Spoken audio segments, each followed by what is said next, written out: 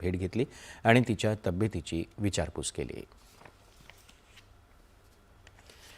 महाराष्ट्रात प्रवाशांची वाहतूक करणाऱ्या व्यावसायिक प्रवासी वाहनांच्या चालकांना प्रवाशांशी प्रभावीपणे संवाद साधता यावा यासाठी व्यावहारिक मराठी भाषेचं ज्ञान अनिवार्य करण्यात आलं आहे.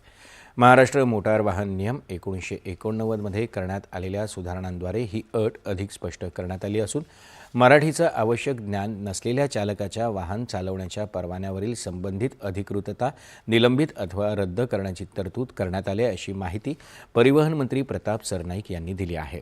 या सुधारणांनुसार 3 महिन्यांपर्यंत परवाना निलंबित किंवा सातत्यानं नियमभंग केल्यास परवाना कायमचा रद्द करायची तरतूद करण्यात आली आहे.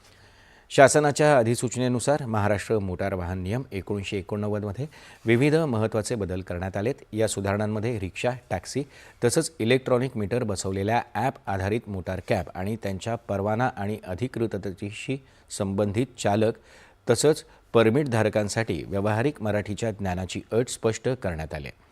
प्रवाशांशी संवाद साधणं, त्यांचं म्हणणं समजून घेणं आणि सुरक्षित तसंच सुलभ प्रवास सुनिश्चित करणं यासाठी स्थानिक भाषेचं व्यावहारिक ज्ञान आवश्यक आहे. त्यामुळं भविष्यात या नियमांची अधिक परिणामकारकपणे अंमलबजावणी करणं शक्य होईल असं परिवहन मंत्री प्रताप सरनाईक यांनी म्हटलं आहे.